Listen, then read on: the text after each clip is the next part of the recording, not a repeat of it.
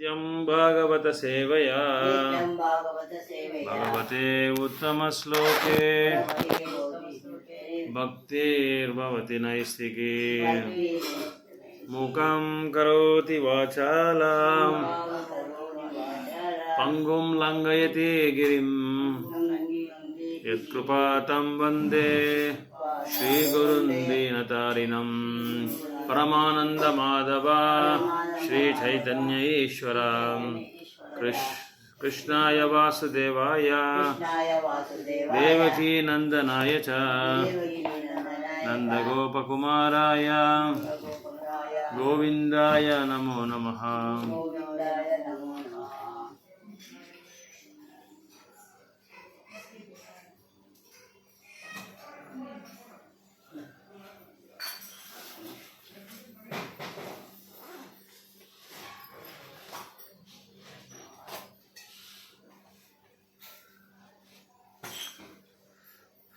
ಭಗವದ್ಗೀತಾ 5 ರೂಪ ಕರ್ಮಯೋಗ 3:33 ಆಯ್ತಲ್ಲ ನಿನ್ನೆ.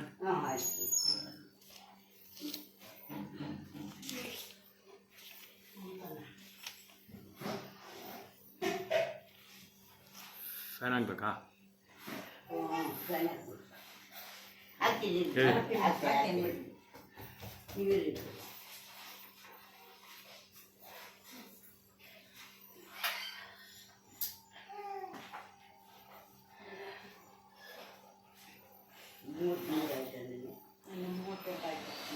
ಮೂವತ್ತ್ಮೂರು ಆಯಿತು. 34 3:34.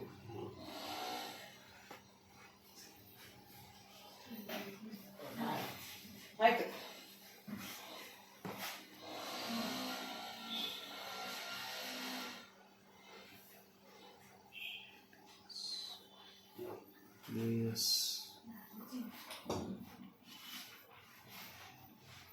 इंद्रियास्ते इंद्रियस्त्रे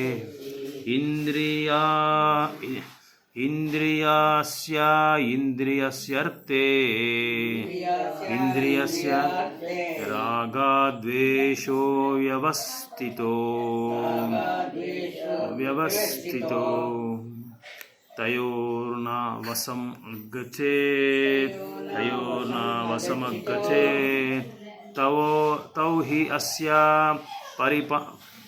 तौ हि अस्य परिपन्तिनो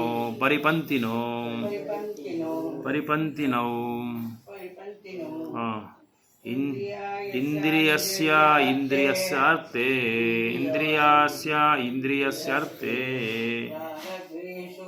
व्यवस्थितो रागद्वेषौ व्यवस्थितो तयो न वसमगच्छेत् तौ हि अस्य परिपन्तिनो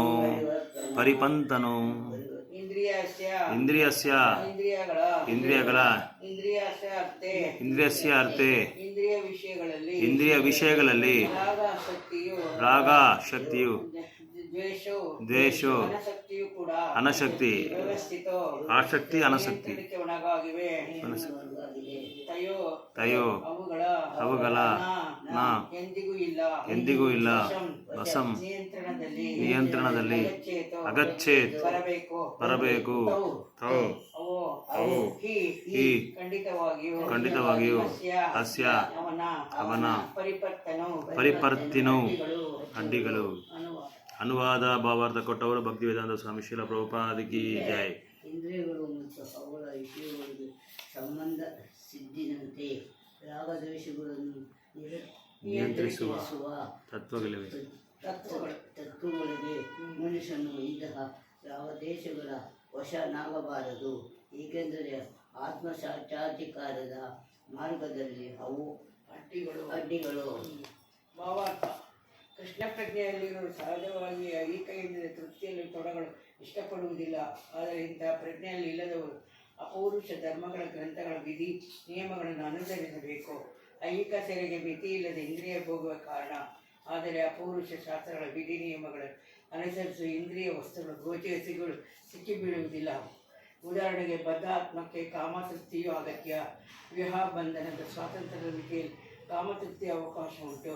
ಶಾಸ್ತ್ರಗಳ ಆದೇಶದಂತೆ ತನ್ನ ಪತ್ನಿಯು ಹೊರತಾಗಿ ಬೇರೆ ಯಾವ ಹೆಂಗಸಿನನ್ನು ಕಾಮಭೋಗ ಪಡುವಂತಿಲ್ಲ. ಉಳಿದೆಲ್ಲ ಸ್ತ್ರೀಯರನ್ನು ತನ್ನ ತಾಯಿಯಂತೆ ಕಾಣತಕ್ಕದ್ದು.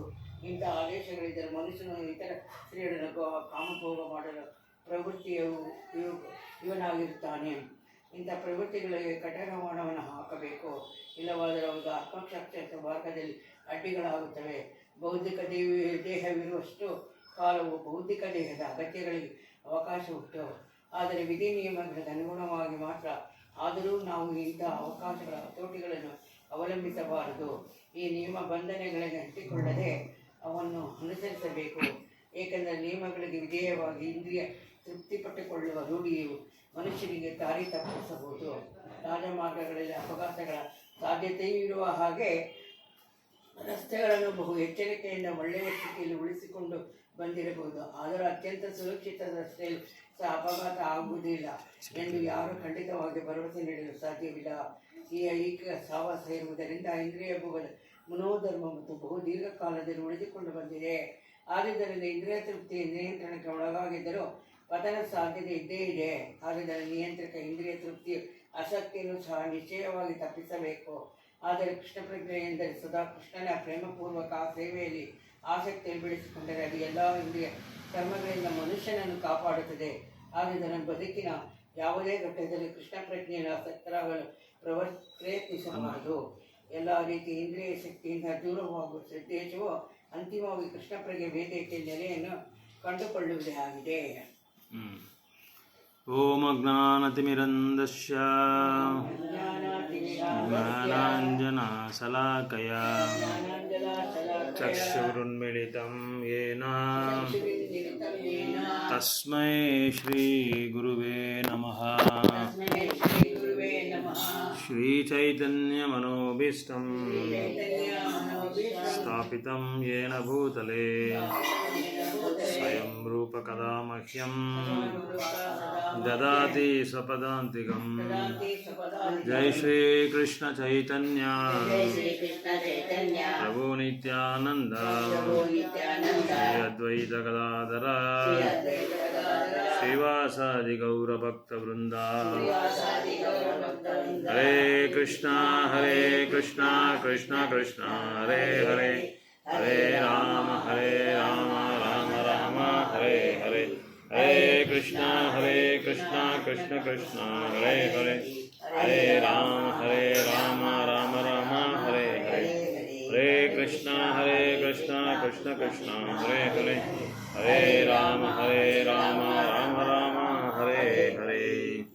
ಸೊ ನಿನ್ನೆ ನಾವೇನು ಚರ್ಚೆ ಮಾಡಿದ್ರಿ, ಭಗವಂತನ ಮೇಲೆ ಈರ್ಷ್ಯ ಇರಬಾರ್ದು, ಅಸೂಯೆ ಇರಬಾರ್ದು, ಆಮೇಲೆ ಭಗವಂತನ ಮೇಲೆ ಅಪಾರವಾದ ನಂಬಿಕೆ ಇರಬೇಕು ಅಂತ ನಾವು ನಿನ್ನೆ ಚರ್ಚೆ ಮಾಡಿದಲ್ವಾ. ಯಾರು ಭಗವಂತನ ಮೇಲೆ ಅಪಾರವಾದ ನಂಬಿಕೆ, ಈರ್ಷ್ಯೆ ಅದಂದರೆ ಅಸೂಯೆ ಇಲ್ಲದ ವ್ಯಕ್ತಿಗಳು ಬಂದು ಭಗವಂತನ ಈ ಭೌತಿಕ ಬಂಧನದಿಂದ ಕರ್ಮಕಾಂಡ ಬಿಡುಗಡೆ ಆಗ್ತೀರಿ ಅಂತ ನಿನ್ನೆ ನಾವು ನೋಡಿದ್ರಿ ಅಲ್ವಾ. 33ನೇ ಶ್ಲೋಕದಲ್ಲಿ ನಾವು ಆ ಥರ ನೋಡಿದ್ರಿ. ಅದಾದಮೇಲೆ ಕೃಷ್ಣ ಪ್ರಜ್ಞೆಯಲ್ಲಿ ಯಾವ ವ್ಯಕ್ತಿ ಇಲ್ಲದೇ ಇರ್ತಾರೋ ಅವ್ರಿಗೆ ಈ ಕರ್ಮ ಬಂಧನದಿಂದ ಅವರು ಬಿಡುಗಡೆ ಆಗಲ್ಲ ಅಂತ ಕೂಡ ನಾವು ನೋಡಿದಿರಿ. ಅದಕ್ಕೆ ಭಗವಂತ 7:14 ಕೂಡ ಹೇಳಿದೆ. 7:14 ಏನು ಹೇಳಿದ್ದಾರೆ ಅಂದರೆ, there for even for most highly educated persons, ತುಂಬ ವಿದ್ಯಾಭ್ಯಾಸ ಕಲ್ತಿರೋರು, ತುಂಬ ವಿದ್ಯಾವಂತರು, ಪ್ರಜ್ಞಾವಂತರು, ಚಮತ್ಕಾರವಂತರು, ಇವರಿಗೂ ಕೃಷ್ಣ ಭಕ್ತಿ ಬರೋದು ತುಂಬ ಕಷ್ಟ. ಯಾಕಂದರೆ ಅವರು ಭಕ್ತಿ ಶುದ್ಧವಾದ ಕೃಷ್ಣ ಪ್ರಜ್ಞೆಯನ್ನು ಅವರು ಆಚರಣೆ ಮಾಡದೇ ಇರೋದಕ್ಕೋಸ್ಕರ ಅವ್ರಿಗೇನಾಗುತ್ತೆ ಅಂದರೆ ಈ ಭವಬಂಧನದಲ್ಲಿ ಅವರು ಬಿಡುಗಡೆ ಆಗೋದಕ್ಕೆ ತುಂಬ ಕಷ್ಟ ಆಗುತ್ತೆ. ಯಾಕಂದರೆ ಅವ್ರಿಗೆ ಮಾಯನಲ್ಲಿ ಸಿಕ್ಕಾಕೊಂಡ್ಬಿಡ್ತಾರೆ. ಅವರು ಈ ಭೌತಿಕ ಬಂಧನ ಸಿಕ್ಕಾಕೊಂಡು ಇಂದ್ರಿಯ ಭೋಗಗಳಿಗೆ ವಶ ಆಗ್ಬಿಡ್ತಾರೆ. ಅದಕ್ಕೆ ಅಂಥವ್ರಿಗೂ ತುಂಬ ಓದಿರೋರು, ವಿದ್ಯಾವಂತರು, ಜ್ಞಾನವಂತರು, ಮೇಧಾವಂತರು ಇವರೆಲ್ಲ ಅವ್ರಿಗೆ ಭೌತಿಕವಾದ ವಿದ್ಯಾಭ್ಯಾಸ ಚೆನ್ನಾಗಿರುತ್ತೆ. ಆದರೆ ಆ ಭೌತಿಕವಾದ ವಿದ್ಯಾಭ್ಯಾಸದಲ್ಲಿ ಏನು ಮಾಡ್ತಾರೆ, ಕೆಲವರು ಹಣ ಸಂಪಾದಿಸೋ ರೀತಿಯಲ್ಲಿ ಹೊರಟೋಗ್ಬಿಡ್ತಾರೆ, ಕೆಲವರು ಭೋಗ ವೃತ್ತಿನಲ್ಲಿ ಹೊರಟೋಗ್ಬಿಡ್ತಾರೆ, ಕೆಲವರು ಕಾಮದಲ್ಲಿ ವಶ ಆಗ್ಬಿಡ್ತಾರೆ, ಕೆಲವರು ಏನು ಮಾಡ್ತಾರೆ ಅಂದರೆ ಇನ್ನೂ ಆಸಕ್ತಿ ಅವ್ರಿಗೆ ಇರೋದಿಲ್ಲ. ಭೌತಿಕ ಕೆಲಸದ ಮೇಲೆ ಆಸಕ್ತಿ ಇರುತ್ತೆ, ಬಟ್ ಭಗವಂತನ ಭಕ್ತಿ ಸೇವೆ ಮಾಡೋದಕ್ಕೆ ಯಾವುದೇ ಒಂದು ಅವ್ರಿಗೆ ಇದಿರೋದಿಲ್ಲ, ಆಸೆ ಇರೋದಿಲ್ಲ.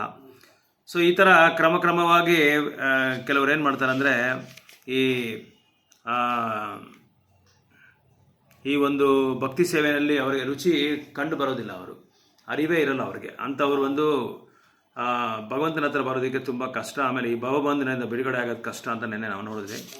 34ನೇ ಶ್ಲೋಕದಲ್ಲಿ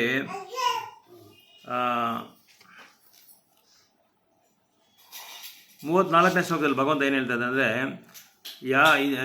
ಇದು ಆಸಕ್ತಿ ಅನಾಸಕ್ತಿ ಬಗ್ಗೆ ಹೇಳಿದ್ದಾರೆ. ಅಂದರೆ ನಮ್ಮೆಲ್ರಿಗೂ ಎರಡು ಕಾರಣ ಇರುತ್ತೆ, ಎರಡು ಬೇಡದೇ ಇರೋದು ಬೇಕಾಗಿರೋದು ಎರಡೂ ಇರುತ್ತೆ.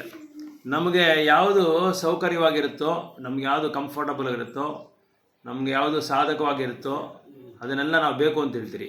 ನಮ್ಗೆ ಇಷ್ಟಪಡದೇ ಇರೋದು, ನಮ್ಗೆ ಬೇಡದೇ ಇರೋದು, ನಮ್ಗೆ ಅದ್ರ ಮೇಲೆ ಆಸಕ್ತಿ ಇಲ್ಲದೆ ಇರೋದನ್ನ ಏನು ಮಾಡಿದ್ವಿ ನಾವು ಬೇಡ ಅಂತ ಹೇಳ್ತೀವಿ. ಬೇಕು ಬೇಡ. ರಾಗ ದ್ವೇಷ. ರಾಗ ಅಂದರೆ ಆಸಕ್ತಿ, ದ್ವೇಷ ಅಂದರೆ ಅನಾಸಕ್ತಿ. ಈಗ ಕೆಲವರು ವಿದ್ಯಾರ್ಥಿಗಳು ಸ್ಕೂಲಲ್ಲಿ ಏನು ಮಾಡ್ತಾರೆ ಅಂದರೆ ಕೆಲವು ಸಬ್ಜೆಕ್ಟ್ಸ್ನ ಚೆನ್ನಾಗಿ ಓದ್ತಾರೆ, ಕೆಲವು ಸಬ್ಜೆಕ್ಟ್ಸ್ಗೆ ಅವ್ರಿಗೆ ಆಸಕ್ತಿ ಇರಲ್ಲ. ಅವ್ರಿಗೆ ಇಷ್ಟವಾದ ಸಬ್ಜೆಕ್ಟು ತುಂಬ ಚೆನ್ನಾಗಿದೆ ಅಂತ ಹೇಳ್ತಾರೆ, ಅವ್ರಿಗೆ ಸ್ವಲ್ಪ ಬೋರಿಂಗ್ ಆಗಿದ್ರೆ ಬೇಜಾರಾಗಿದ್ರೆ ಅಂಥ ಸಬ್ಜೆಕ್ಟ್ಸ್ ಬೇಡ ಅಂತ ಕಷ್ಟ ಆಗಿರೋದು ಬೇಡ ಅಂದ್ಬಿಡ್ತಾರೆ, ಈ ಸಬ್ಜೆಕ್ಟೇ ಸರಿಗಿಲ್ಲ ಅಂತಾರೆ. ಅದೇ ಥರ ನಮ್ಮ ಜೀವನದಲ್ಲಿ ನಾವೇನು ಮಾಡ್ತೀರಿ ಅಂದರೆ ನಮಗೆ ಯಾವುದು ಇಷ್ಟವಾಗಿರೋದು ಕೆಲಸ ನಾವು ಮಾಡ್ತೀರಿ, ನಮಗೆ ಇಷ್ಟವಾಗದೇ ಇರೋದು, ನಮ್ಗೆ ತುಂಬ ಕಷ್ಟವಾಗಿರೋದು ಮಾಡೋದನ್ನು ನಾವೇನು ಮಾಡ್ತೀರಿ ಅದನ್ನು ಬೇಡ ಅಂತೇಳಿ ಅನಾಸಕ್ತಿ ತೋರಿಸ್ತೀರಿ. ಅದಕ್ಕೆ ಇಷ್ಟವಾದ ಇದರಲ್ಲಿ ಆಸಕ್ತಿ ತೋರಿಸ್ತೀವಿ. ಆದರೆ ಇಲ್ಲಿ ಶಾಸ್ತ್ರದಲ್ಲಿ ಕೆಲವು ನಿಯಮಗಳು ಇದೆ. ಯಾವುದೇ ಒಂದು ಇಂದ್ರಿಯಗಳ ವಿಷಯಗಳಲ್ಲಿ ನಾವೇನು ಮಾಡಬೇಕಂದ್ರೆ ಎಲ್ಲಾದ್ರಲ್ಲಿ ಕೆಲವು ನಿಯಮಗಳಂತ ಇಟ್ಕೊಂಡಿದ್ದಾರೆ. ಈಗ ಈ ಉದಾಹರಣೆಗೆ ಒಬ್ಬ ಹುಡುಗ ಹುಡುಗಿ ಮದುವೆ ಮಾಡಿಕೊಂಡ್ರೆ ಅದರಲ್ಲಿ ಮಗುವನ್ನ ಹುಟ್ಟಿಸ್ಕೊಳ್ಳೋಕ್ಕೆ ಮಾತ್ರನೇ ಶಾಸ್ತ್ರ ಬಂದು ರೆಕಮೆಂಡ್ ಮಾಡುತ್ತೆ, ಶಿಫಾರಸ್ ಮಾಡುತ್ತೆ. ಒಂದು ಆತ್ಮಗೆ ಒಂದು ಜನ್ಮ ಕೊಡಬೇಕು. ಸೊ ಅದರಲ್ಲಿನೂ ರಿಸ್ಟ್ರಿಕ್ಷನ್ಸ್ ಇದೆ, ಇಷ್ಟೇ ಅಂತ ನಿಯಮಗಳಿದೆ. ಸೊ ಅದಕ್ಕೆ ಅಂತ ನಾವು ಮಕ್ಕಳನ್ನ ಮಾಡ್ಕೊಂಡಿರ ಬೇರೆ ಥರ ನಾವು ಭೋಗ ಐಶ್ವರ್ಯ ಮಾಡಿದ್ರೆ ಅಂಥ ಒಂದು ಇದಕ್ಕೆ ಶಾಸ್ತ್ರದಲ್ಲಿ ಏನು ಹೇಳ್ತಾರೆ ಅಂದರೆ ಮಾಡಬಾರ್ದು ಅಂತ ಹೇಳ್ತಾರೆ. ಮಕ್ಕಳನ್ನ ಮಾಡ್ಕೊಳ್ಳೋದಕ್ಕೆ ಮಾತ್ರನೇ ನಾವು ಅದಕ್ಕೆ ಒಂದು ಅವಕಾಶ ಕೊಡಬೇಕೇ ಹೊತ್ತು ಇಂದ್ರಿಯ ಭೋಗಕ್ಕೋಸ್ಕರ ನಾವು ಮಾಡಬಾರ್ದು ಅಂತ ಒಂದು ನಿಯಮ ಇದೆ. ಸೊ ಪ್ರತಿಯೊಂದಕ್ಕೂ ಶಾಸ್ತ್ರದಲ್ಲಿ ನಿಯಮ ಇದೆ. ಆಮೇಲೆ ಒಬ್ಬ ಗಂಡ ಹೆಂಡ್ತಿರು ಅವರ ಮಧ್ಯದಲ್ಲಿ ಮಾತ್ರನೇ ಸಂಬಂಧ ಇರಬೇಕು, ಬೇರೆಯವ್ರ ಮೇಲೆ ಯಾರದು ಸಂಬಂಧ ಇರಬಾರ್ದು. ಬೇರೆ ಹೆಂಗ್ಸ್ ಮೇಲೆ ಅವ್ರಿಗೆ ಸಂಬಂಧ ಇರಬಾರ್ದು, ಬೇರೆ ಗಂಡ್ಸ್ ಮೇಲೆ ಸಂಬಂಧ ಇರಬಾರ್ದು. ಒಂದು ಹೆಂಡತಿ ಆದವಳು ಗಂಡನ್ನ ಮಾತ್ರನೇ ಇದು ಮಾಡಬೇಕು, ಪ್ರೀತಿಸಬೇಕು, ಬೇರೆಯವ್ರನ್ನೆಲ್ಲ ಮಗನಾಗಿ ನೋಡಬೇಕು. ಅದೇ ಗಂಡ ಆದವನು ಹೆಂಡತಿ ಕಟ್ಕೊಂಡವ್ರು ಮಾತ್ರನೇ ಹೆಂಡತಿಯಾಗಿ ನೋಡಬೇಕು, ಮಿಕ್ಕಿದವರೆಲ್ಲ ತಾಯಿಯಾಗಿ ನೋಡಬೇಕು. ಈ ಥರ ಎಲ್ಲ ರೆಸ್ಟ್ರಿಕ್ಷನ್ಸ್ ಇದೆ. ಈ ಥರ ನಿಯಮಗಳು ಇರೋದ್ರಿಂದನೇ ಏನಾಗುತ್ತೆ ಅಂದರೆ ನಮಗೆ ಧರ್ಮನ ಕಾಪಾಡೋಕ್ಕಾಗುತ್ತೆ. ನಾವು ಧರ್ಮಗಳನ್ನ ಕಾಪಾಡುವಾಗ ಯಾಕಂದರೆ ವಿಧಿ ಆ ಥರ, ವೈದಿಕ ಭಕ್ತಿ ಆ ಥರ ಇದೆ. ಅದು ಶಾಸ್ತ್ರದಲ್ಲಿ ಆ ಥರ ಹೇಳಿದ್ದಾರೆ, ಈ ಥರನೇ ಇರಬೇಕು, ಆ ಥರನೇ ಇರಬೇಕು ಅಂತ ಕೆಲವು ನಿಯಮಗಳನ್ನ ಶಾಸ್ತ್ರದಲ್ಲಿ ಆಜ್ಞೆ ಕೊಟ್ಟಿದ್ದಾರೆ. ಆ ನಿಯಮಗಳ ತಕ್ಕಂತೆ ನಾವು ಅನುಸಾರವಾಗಿ ನಾವು ನಡ್ಕೊಬೇಕಾಗುತ್ತೆ. ಇಲ್ಲಾಂದ್ರೆ ನಾವು ಏನು ಮಾಡ್ತೀವಿ ಅಂದರೆ ನಮ್ಮ ಇಷ್ಟಕ್ಕೆ ನಾವು ಜೀವನ ಮಾಡ್ಕೊಂಡು ಹೋಗ್ತಾ ಇದ್ರುವಾಗ ಏನಾಗುತ್ತೆ ಅಂದರೆ ಅದೇ ಶುಚಿ ಅಂತ ಬರೋದಿಲ್ಲ, ಶುದ್ಧತೆ ಇರಲ್ಲ, ಪರಿಶುದ್ಧತೆ ಇರಲ್ಲ. ಆ ಶುದ್ಧತೆಗೆ ಏನಾಗುತ್ತೆ ಅಂದರೆ ತುಂಬ ಪೆಟ್ಟು ಬೀಳುತ್ತೆ. ಯಾವಾಗ ಶುಚಿ ಇಲ್ವೋ ಒಂದು ಮನೆಯಲ್ಲೋ ಒಂದು ದೇಶದಲ್ಲೋ ಸಮಾಜದಲ್ಲೋ ಅವಾಗ ಏನಾಗುತ್ತೆ ಅಂದರೆ ಶಾಂತಿ ಭದ್ರತೆ ಹೊರಟೋಗ್ಬಿಡುತ್ತೆ. ಶಾಂತಿ ಇರೋದಿಲ್ಲ, ಸುಖ ಇರೋದಿಲ್ಲ, ಸಂತೋಷ ಇರೋಲ್ಲ. ಯಾವಾಗಲೂ ಏನಾದರೂ ಒಂದು ತಡೆ ಇರುತ್ತೆ, ಯಾವಾಗಲೂ ಏನಾದರೂ ಒಂದು ವ್ಯಥೆ ಇರುತ್ತೆ, ಒಂದು ಸಮಸ್ಯೆ ಇರುತ್ತೆ. ಈ ಥರ ಎಲ್ಲ ಅಧರ್ಮಗಳು ನಡೀತಾ ಹೋಗ್ತಾ ಬರುತ್ತೆ. ಸೊ ಆ ಥರ ನೋಡಿದ್ರೆ ನಮ್ಮ ಸನಾತನ ಧರ್ಮದಲ್ಲಿ ತುಂಬ ಚೌಕಟ್ಟುವಾಗಿ ಶಾಸ್ತ್ರಗಳನ್ನ ಬರೆದಿದ್ದಾರೆ ಭಗವಂತ. ಈ ಥರನೇ ನಡ್ಕೋಬೇಕು, ಆ ಥರನೇ ನಡ್ಕೋಬೇಕಂತ. ಈ ಥರ ಯಾವ ಮತದಲ್ಲಿ ಇಲ್ಲ. ಬೇರೆ ಮತದಲ್ಲಿ ಯಾರು ಬೇಕಾದರೂ ಏನು ಬೇಕಾದ್ರೂ ಮಾಡ್ಬೋದು, ಪ್ರಾಣಿಗಳ ಥರ. ಅಣ್ಣ ತಂಗಿ ಅಪ್ಪ ಮಕ್ಕಳು ಈ ಥರ ಏನು ಬೇಕಾದರೂ ಮಾಡ್ಕೋಬೋದು ಅಂತ ಬರೆದ್ಬಿಟ್ಟಿದ್ದಾರೆ. ಆದರೆ ವೇದಶಾಸ್ತ್ರಗಳು ಅಲ್ಲಿ ಅವರು ಅರಿವಿಲ್ಲ, ಅವ್ರಿಗೆ ಅದನ್ನ ಓದಿಲ್ಲ, ಅದನ್ನ ಕಲ್ತ್ಕೊಳ್ಬೇಕು ಅಂತ ಒಂದು ಆಸೆನೂ ಇಲ್ಲ. ಅದ್ರ ಮೇಲೆ ಅವ್ರಿಗೆ ಅನಾಸಕ್ತಿ, ಏನಕ್ಕೆ ಓದಬೇಕು ಅಂತ. ಸೊ ಅದಕ್ಕೆ ಇಲ್ಲಿ ಹೇಳ್ತಾ ಇದ್ದಾರೆ, ಕಾಮದ ತೃಪ್ತಿಗೆ ಅವಕಾಶ ಉಂಟು. ಆದರೆ ಕಾಮ ಮಾಡ್ಬೋದು, ಆದರೆ ಮಕ್ಕಳನ್ನ ಉಟ್ಕೊಳ್ಳೋಕೆ ಮಾತ್ರನೇ ಕಾಮ ಮಾಡ್ಬೋದು. ಅದಕ್ಕೆ ಫ್ಯಾಮಿಲಿ ಪ್ಲಾನಿಂಗ್ ಕೂಡ ನಮ್ಮ ಇದರಲ್ಲಿ ರೆಕಮೆಂಡ್ ಮಾಡಲ್ಲ. ನಮ್ಮಲ್ಲಿ ಅಂದರೆ ವೇದದಲ್ಲಿ, ಶಾಸ್ತ್ರದಲ್ಲೇ ಫ್ಯಾಮಿಲಿ ಪ್ಲಾನಿಂಗ್ ಮಾಡ್ಕೋಬೇಡ ಅಂತ ಹೇಳ್ತಾರೆ. ನಿಮ್ಮ ಮಕ್ಕಳು ಬೇಕಾದ್ರೆ ಮಕ್ಕಳು ಮಾಡ್ಕೊಳ್ಳಿ, ಅಷ್ಟು ಎಷ್ಟು ಮಕ್ಕಳು ಬೇಕಾದ್ರೂ ನೀವು ಮಾಡ್ಕೋಬಹುದು. ಆದರೆ ಎಲ್ಲ ಮಕ್ಕಳಿಗೂ ಕೃಷ್ಣ ಭಕ್ತಿ ಕೊಡಬೇಕು. ಅದೇ ಆಚಾರ್ಯ ಸಹ ಹೇಳ್ತಾರೆ, ನೀವು 100 ಜನ ಮಕ್ಕಳನ್ನ ಕೂಡ ಹುಟ್ಟಿಸ್ಕೊಳ್ಳಿ, ಪರವಾಗಿಲ್ಲ. ಅದೇ 100 ಜನ ಮಕ್ಕಳಿಗೂ ಕೃಷ್ಣ ಭಕ್ತಿ ಕೊಡೋದಕ್ಕೆ ನಿಮಗೆ ಇದಿದೆಯಾ, ಚಮತ್ಕಾರ ಇದೆಯಾ, ಅವಕಾಶ ಇದೆಯಾ ಅಂತ ನೋಡ್ಕೊಬೇಕು. ಅದು ಆಗೋ ಕೆಲಸ ಅಲ್ಲ. ಅದಕ್ಕೆ ನಮ್ಗೆ ಎಷ್ಟು ಬೇಕೋ ಅಷ್ಟು ಮಾಡ್ಕೊಂಡು ನಾವೇನು ಮಾಡ್ಬೇಕು, ಅವ್ರು ಕೃಷ್ಣ ಭಕ್ತಿ ಕೊಡೋದಕ್ಕೆ ನಾವು ನೋಡಬೇಕು. ಒಂದಿಲ್ಲ ಎರಡು ಅಷ್ಟೇ.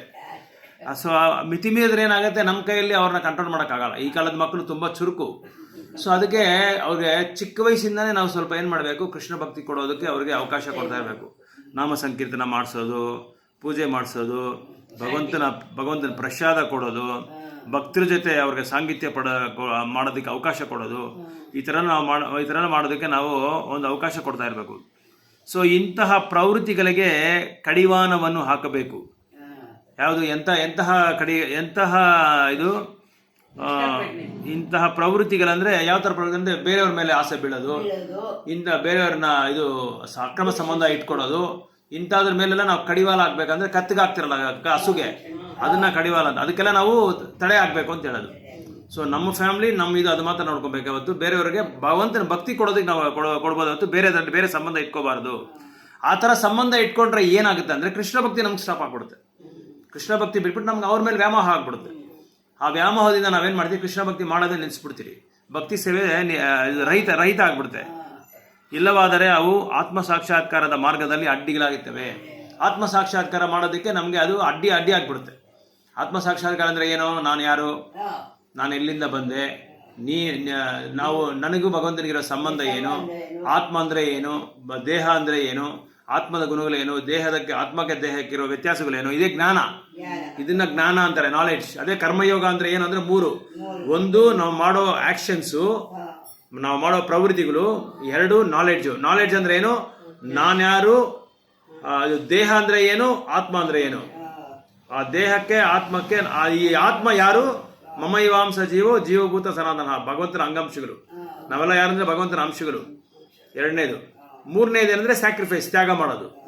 ಏನ್ ತ್ಯಾಗ ಮಾಡೋದು, ನಮ್ಮ ಭೋಗೈಶ್ವರ್ಯಗಳೆಲ್ಲ ನಾವು ತ್ಯಾಗ ಮಾಡಿ ಭಗವಂತನ ನಾಮ ಸಂಕೀರ್ತನೆ ತಗೊಂಡು ನಾವು ಭಕ್ತಿ ಸೇವೆ ಮಾಡಿಕೊಂಡು ಕೃಷ್ಣ ಭಕ್ತಿಗೆ ಬಂದು ಕೃಷ್ಣನ ಲೋಕಕ್ಕೆ ಹೋಗೋದು. ಇದೇ ತ್ಯಾಗ ಮಾಡೋದು. ತ್ಯಾಗ ಅಂದ್ರೆ ಒಂದು ರೀತಿ ಹೋಮನೂ ಮಾಡ್ತಾರೆ, ಅದು ಯಾಗ ಅಂತ ಹೇಳ್ತಾರೆ.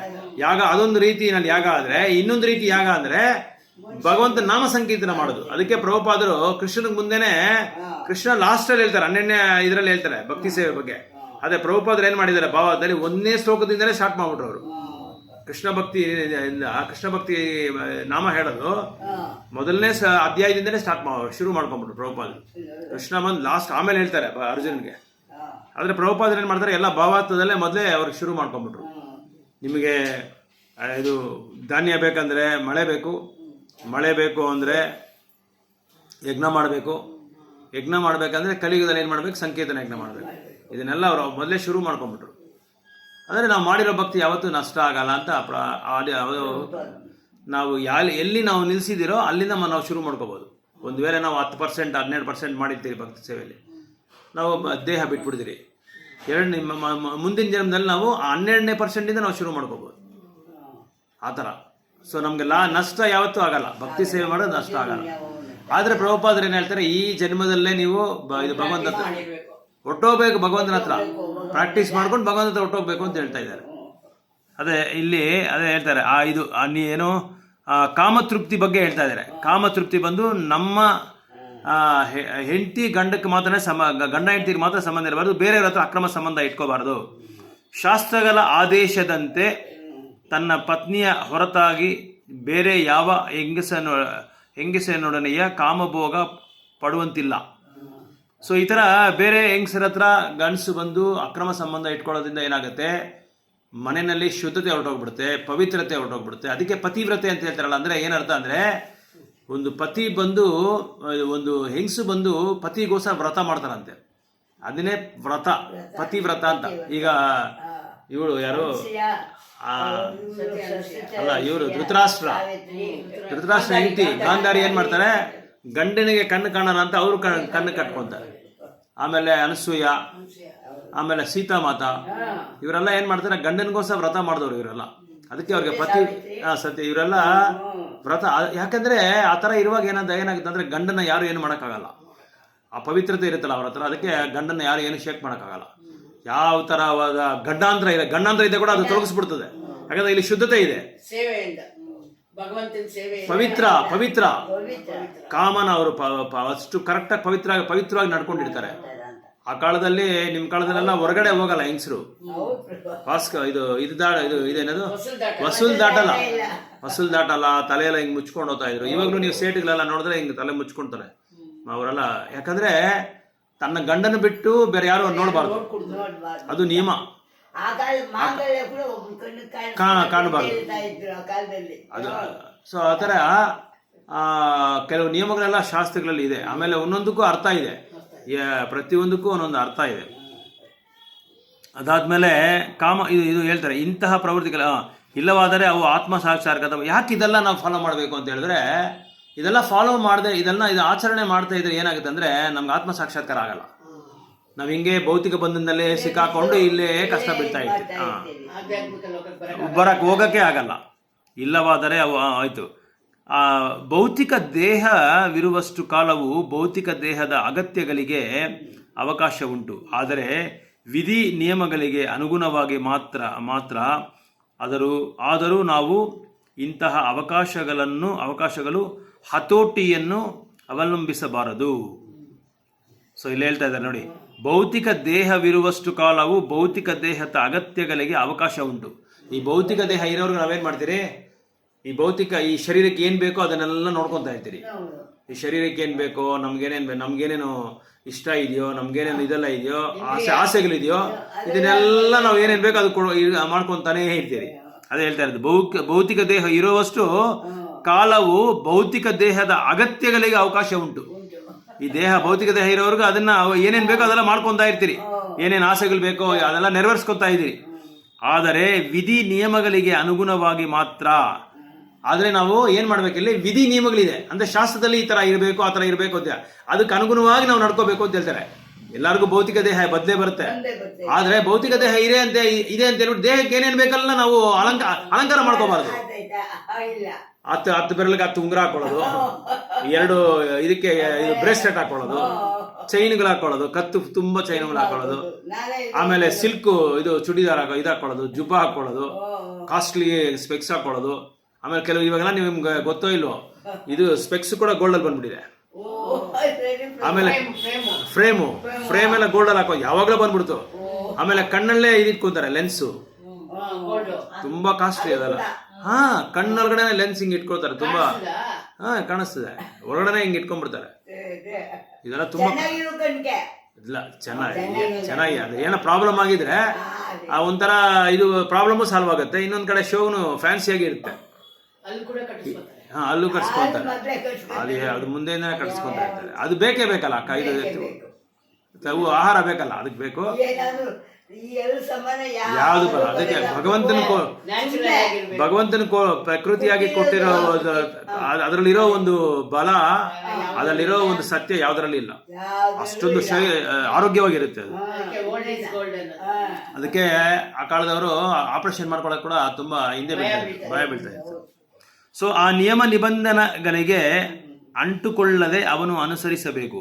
ಏಕೆಂದರೆ ನಿಯಮಗಳಿಗೆ ವಿಧೇಯವಾಗಿ ಇಂದ್ರಿಯ ತೃಪ್ತಿ ಪಟ್ಟುಕೊಳ್ಳುವ ರೂಢಿಯ ಮನುಷ್ಯನಿಗೆ ದಾರಿ ತಪ್ಪಿಸಬಹುದು. ಸೊ ಇಲ್ಲಿ ಹೇಳ್ತಾರೆ, ಈ ನಿಯಮ ನಿಬಂಧನೆಗಳಿಗೆ ಅಂಟುಕೊಳ್ಳದ ಅವನು ಅನುಸರಿಸಬೇಕು. ಏಕೆಂದರೆ ನಿಯಮಗಳಿಗೆ ವಿಧೇಯವಾಗಿ ಇಂದ್ರಿಯ ತೃಪ್ತಿ ಪಟ್ಟುಕೊಳ್ಳುವ ರೂಢಿಯ ಮನುಷ್ಯನಿಗೆ ದಾರಿ ತಪ್ಪಿಸಬಹುದು. ಈ ಇಂದ್ರಿಯ ಭೋಗಗಳಿಂದ ನಾವು ಆಸೆ ಬೆಳೆದಿಂದ ಏನಾಗುತ್ತೆ ಅಂದ್ರೆ ಆ ನಿಯಮಗಳೆಲ್ಲ ನಾವು ಆಚರಣೆ ಮಾಡೋಕ್ಕಾಗಲ್ಲ.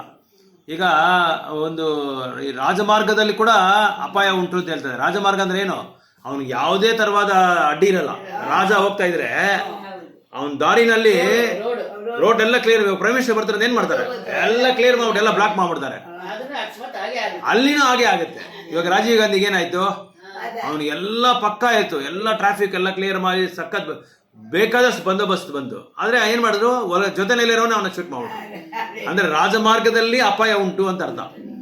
ಅಂದ್ರೆ ಏನರ್ಥ, ಭಕ್ತಿ ಸೇವೆನಲ್ಲಿ ನಾವು ಈ ಭೌತಿಕ ಪ್ರಪಂಚದಲ್ಲಿ ಎಷ್ಟೇ ನಾವು ಬಂದೋಬಸ್ತಾಗಿ, ಎಷ್ಟೇ ನಾವು ಅಪಾಯ ಇಲ್ಲದೆ, ಎಷ್ಟೋ ನಾವು ನಮಗ್ ನಾವು ಅಲ್ಲ ಕಾಪಾಡ್ಕೊಂಡಿದ್ರೆ ಕೂಡ ನಮಗೆ ಅಪಾಯ ಇದ್ದೇ ಇರುತ್ತೆ. ಒಂದು ಊರಲ್ಲಿ, ಇದರಲ್ಲಿ ಬಾಂಬೆನಲ್ಲಿ ಮಗ ಕೆಲಸ ಮಾಡ್ತಾ ಇದ್ದ. ಮಗ ಬಂದು ಕೆಲಸ ಮಾಡ್ತಾ ಇದ್ದ ಆರ್ಮಿನಲ್ಲಿ ಕೆಲಸ ಮಾಡ್ತಾ ಇದ್ರೆ ಅವನೇನ್ ಮಾಡ್ದ, ತಂದೆ ತುಂಬಾ ದೂರ ಇದ್ರು, 500-600 ಕಿಲೋಮೀಟರ್ ದೂರ ಇದ್ರು. ನೋಡ್ಕೊಳಕ್ ಆಗ್ತಾ ಇಲ್ಲ ತಂದೆ ತಾಯಿನ. ಅವ್ನು ಕೆಲಸ ಮಾಡೋದು ಇಲ್ಲಿ, ತಂದೆ ತಾಯಿಗೆ ಸ್ವಲ್ಪ ವಯಸ್ಸಾಗೋಯ್ತು, ಹೆಂಗ್ ನೋಡ್ಕೊಳ್ಳೋದು ಗೊತ್ತಾಗಲ್ಲ. ಸರಿ ಏನು ಮಾಡ್ದ ಇವನು, ತನ್ನ ಕೆಲಸನ ಬಿಟ್ಬಿಟ್ಟ. ಅವನು ಏನೋ ಸ್ಪೋರ್ಟ್ಸಲ್ಲಿ ಬೇರೆ ದೊಡ್ಡ ಚಾಂಪಿಯನ್, ಅವನು ಇದು ಸ್ವಿಮ್ಮಿಂಗ್ ಚಾಂಪಿಯನ್, ಅದರಲ್ಲೆಲ್ಲ ಇದು ಮೆಡಲ್ಸ್ ಎಲ್ಲ ತೊಗೊಂಬಂದಿದ್ದ. ಸರಿ ಏನು ಮಾಡ್ದ, ತಂದೆ ತಾಯಿಗೆ ಇರೋ ಊರ ಸ್ಥಳಕ್ಕೆ ಒಂದು 45 ಕಿಲೋಮೀಟರ್ ಪಕ್ಕದಲ್ಲೇ ಒಂದು ಕೆಲಸ ಹುಡ್ಕೊಂಡ, ಟೀಚರ್ ಕೆಲಸ ಹುಡ್ಕೊಂಡು ಏನು ಮಾಡ್ದ, ಅಲ್ಲಿ ತಂದೆ ತಾಯಿನ ನೋಡ್ಕೋಬಹುದು, ಡೈಲಿ ಕೆಲಸನೂ ಮಾಡ್ಬೋದು. ತಂದೆ ತಾಯಿಗೋಸ್ಕರ ದೊಡ್ಡ ಕೆಲಸ ಬಿಟ್ಬಿಟ್ಟ, ಗೌರ್ಮೆಂಟ್ ಕೆಲಸನೇ ಬಿಟ್ಬಿಟ್ಟು ಸರ್ಕಾರದ ಕೆಲಸ ಬಿಟ್ಬಿಟ್ಟು ಈ ಕೆಲಸಕ್ಕೆ ಬಂದ್ಬಿಟ್ಟ, ಸಾಧಾರಣವಾದ ಒಂದು ಟೀಚರ್ ಕೆಲಸಕ್ಕೆ ಬಂದ್ಬಿಟ್ಟ. ಅಲ್ಲಿ ಬಂದು ನೋಡ್ಕೊಂತ ತಂದೆ ತಾಯಿ ನೋಡ್ಕೊಳ್ಳೋದು ಈ ಥರ ಮಾಡ್ತಾ ಇದ್ರೆ, ಅವನು ಸ್ಪೋರ್ಟ್ಸ್ ಟೀಚರು, ಕ್ರೀಡೆಗಳಿಗೆ ಕ್ರೀಡೆ ಹೇಳ್ಕೊಡೋದು, ಆಟ ಆಡೋದು. ಒಂದಿನ ಹೇಳ್ಕೊಡ್ತಾ ಇದ್ರೆ ಸಡನ್ ಆಗಿ ಅವನಿಗೆ ಏನಾಯ್ತು, ಹಾರ್ಟ್ ಪ್ರಾಬ್ಲಮ್ ಬಂದ್ಬಿಡ್ತು. ಅವನಿಗೆ ಚಿಕ್ಕ ವಯಸ್ಸು, ಅವನಿಗೆ ಹಾರ್ಟ್ ಪ್ರಾಬ್ಲಮ್ ಬಂದ್ಬಿಟ್ಟು ತಕ್ಷಣ ಅವನಿಗೇನಾಯ್ತು ಅಂದರೆ ಹಾಸ್ಪಿಟ್ಲ್ಗೆ ಕರ್ಕೊಂಡು ಹೋಗ್ಬೇಕು.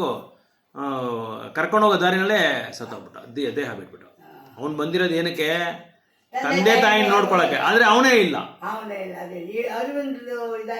ಆ ತರ ಆಗಿದೆ.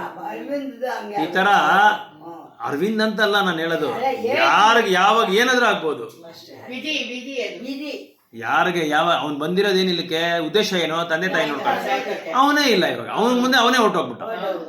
ಆ ತರ ಕರ್ಮ ಅವನು ನಮಗೆ ನಮ್ಮನ್ನ ಯಾವ ತರ ಏನು ಕರ್ಕೊಂಡು, ಯಾವ ತರ ನಮ್ಗೆ ನಾವು ಹಿಂದಿನ ಜನ್ಮದಲ್ಲಿ ಏನು ಮಾಡ್ಕೊಂಡಿದ್ದೀರೋ ಅದಕ್ಕೆ ತಕ್ಕಂತೆ ನಡೀತಾ ಇರುತ್ತೆ ಒಂದೊಂದೇ. ಆದ್ರೆ ಭಗವಂತ ಅದ್ರ ಬಗ್ಗೆ ಅನ್ಕೊಂಡ್ಬಿಟ್ರೆ, ಅದ್ರ ಬಗ್ಗೆ ಏನಾದ್ರೂ ಇದು ಅವ್ರನ್ನ ಕಾಪಾಡಬೇಕು ಅಂತ ತಿಳ್ಕೊಂಡ್ಬಿಟ್ರೆ ಖಂಡಿತವಾಗಿ ಕಾಪಾಡ್ಬಿಡ್ತಾರೆ ಭಗವಂತ. ಹೆಂಗೆ ಅಂದ್ರೆ ಅವ್ರ ಬಗ್ಗೆ ಕೇಳ್ತಾ ಇರ್ಬೇಕು.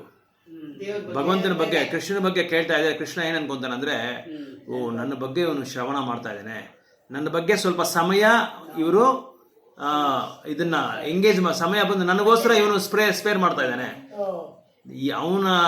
ಅವನ ಒಂದು ಸಂತೋಷವನ್ನೆಲ್ಲ ಬಿಟ್ಟು, ಭೌತಿಕ ಸಂತೋಷವನ್ನ, ಇಂದ್ರಿಯ ವಿಷಯಗಳೆಲ್ಲ ಬಿಟ್ಟು ನನಗೋಸ್ಕರ ಕಾಲವನ್ನು ಅವನು ಉಂಟು ಮಾಡಿದ್ದಾನೆ, ನನಗೋಸ್ಕರ ಕೇಳೋದಕ್ಕೆ.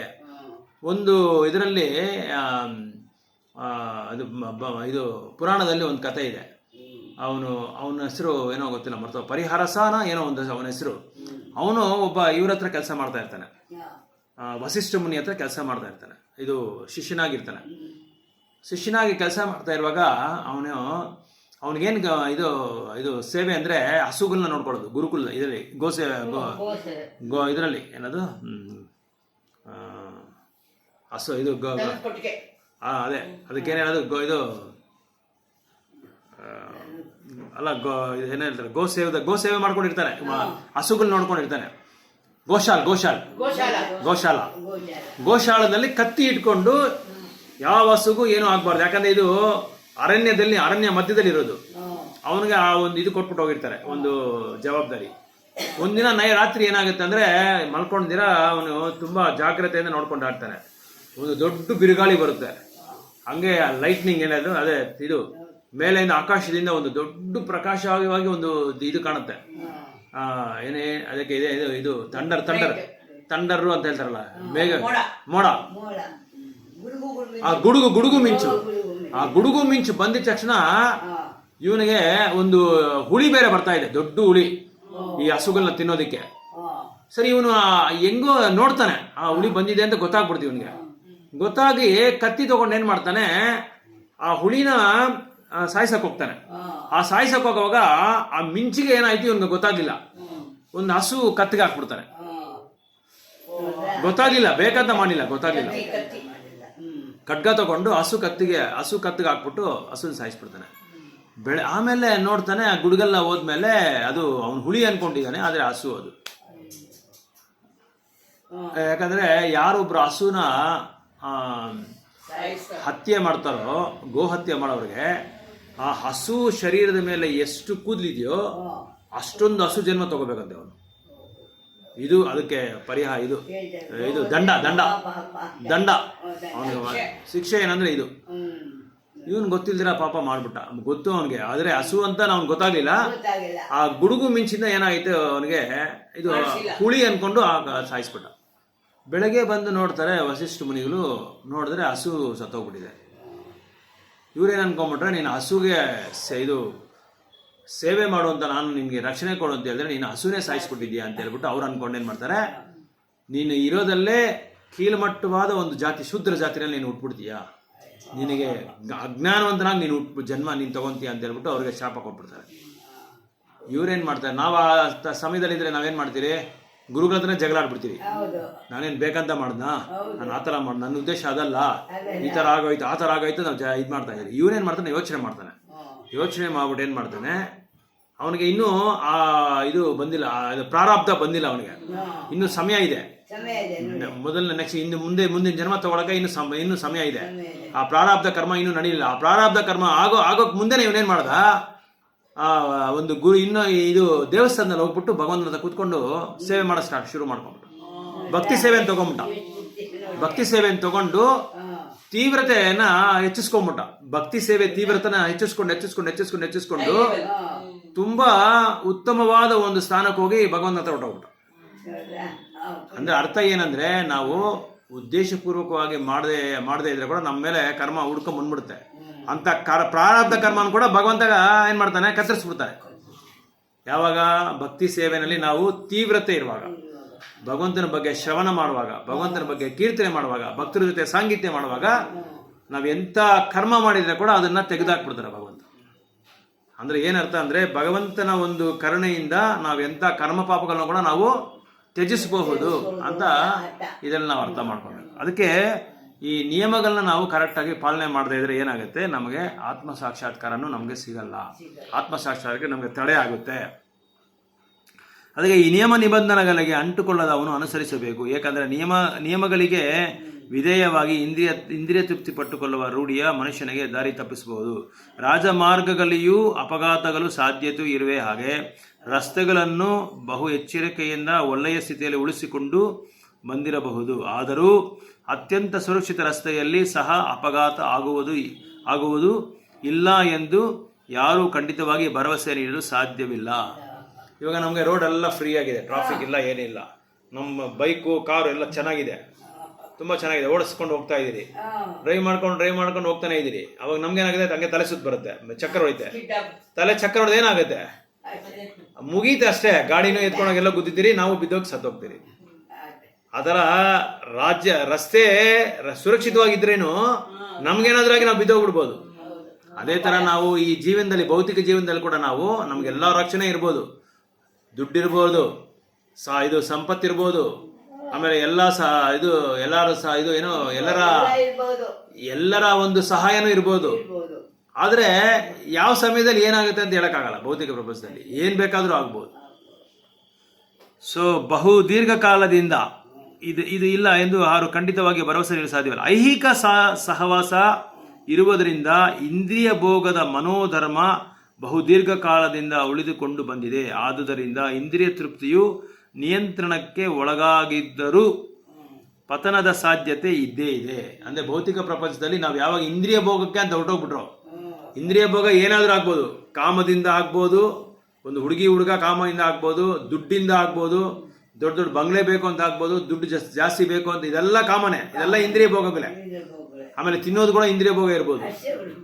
ಈ ಇಂದ್ರಿಯ ಭೋಗ ಯಾವ್ದು ಬೇಕಾದ್ರೂ ಇರ್ಬೋದು. ಯಾವ್ದಿಂದನೂ ನಾವು ಯಾವಾಗಾದ್ರೂ ಜಾರಿ ಬಿದ್ದೋಗೋದು ಖಂಡಿತ. ಅದಕ್ಕೆ ನಾವು ಯಾವಾಗ್ಲೂ ಏನ್ ಮಾಡ್ಬೇಕು, ಇದಕ್ಕೆಲ್ಲ ನಾವು ಹೊರಗಡೆ ಬರ್ಬೇಕಂದ್ರೆ ನಮ್ಮ ಭಕ್ತಿ ಸೇವೆ ನಾವು ಹೆಚ್ಚಿಸ್ಕೊಂಡು ಬರ್ಬೇಕು. ಭಕ್ತಿ ಸೇವೆ ಹೆಚ್ಚಿಸ್ಕೊಂಡು ಬರುವಾಗ ಇದಕ್ಕೆ ನಮ್ಗೆ ಸಮಯನೇ ಇರಲ್ಲ, ಅದ್ರ ಬಗ್ಗೆ ನಮ್ಗೆ ಜ್ಞಾಪಕನೂ ಇರಲ್ಲ. ಯಾಕಂದ್ರೆ ನಾವು ಭಕ್ತಿ ಸೇವೆನಲ್ಲಿ ನಾಮ ಸಂಕೀರ್ತನೆ ಮಾಡೋದು, ಭಕ್ತರ ಜೊತೆ ಭಗವದ್ಗೀತಾ ಓದೋದು, ಭಾಗವತಂ ಓದೋದು, ಹಬ್ಬಗಳು ಮಾಡೋದು, ಹಬ್ಬ ಮಾಡಿ ಭಗವಂತನ ತಿಳ್ಕೊಳ್ಳೋದು, ಭಗವಂತನ ಮಾಡಿರೋ ಇದು ಲೀಲೆಗಳ ಬಗ್ಗೆ ನಾವು ಸ್ಮರಣೆ ಮಾಡೋದು. ಮಾಡ್ತಾ ಕೃಷ್ಣನಿಗೆ ಗೊತ್ತಾಗ್ಬಿಡುತ್ತೆ. ಕೃಷ್ಣ ಸಂತೋಷ ಆಗ್ತಾ ಇರ್ತಾರೆ. ಏನಪ್ಪ ಯಾವಾಗಲೂ ನನ್ನ ಬಗ್ಗೆ ಇವನು ಕೇಳ್ತಾನೆ ಇರ್ತಾನೆ, ಯಾವಾಗೂ ನನ್ನ ಬಗ್ಗೆ ಮಾತಾಡ್ತಾ ಇರ್ತಾನೆ.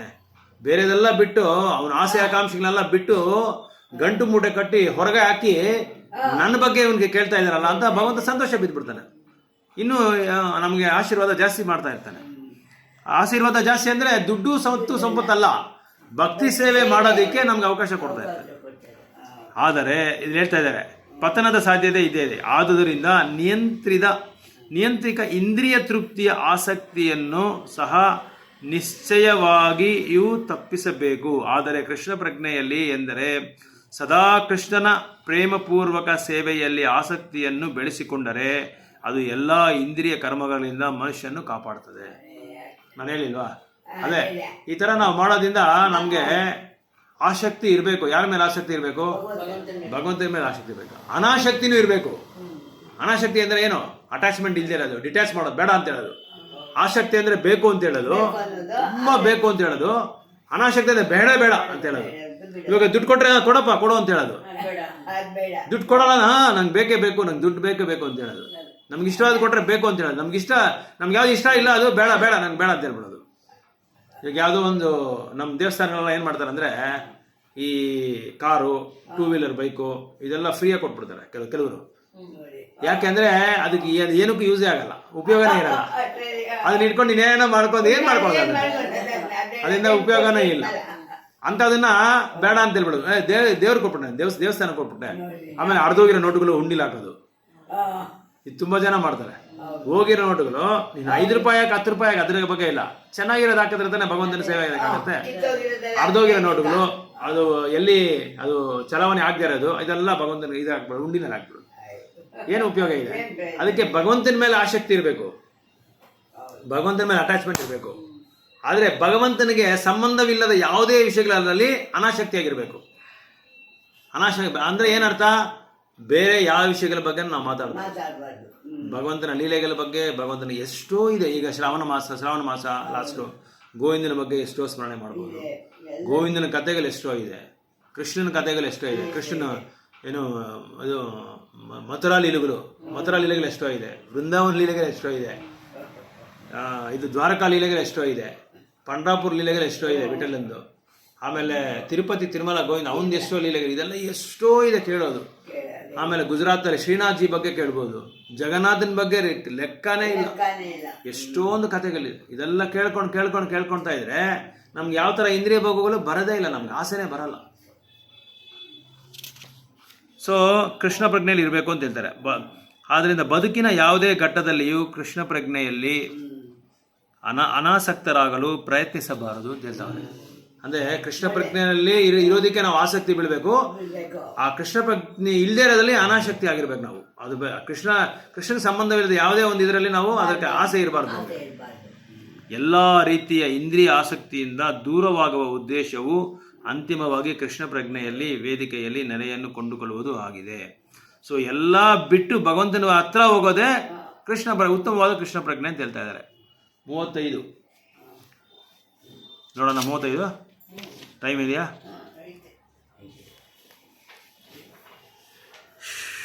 ಶ್ರೇಯಾನ್ ಸ್ವಧರ್ಮೋ ವಿಗುಣಃ ಪರಾಧರ್ಮಾತ್ ಸ್ವಾನುಷ್ಠಿತಾತ್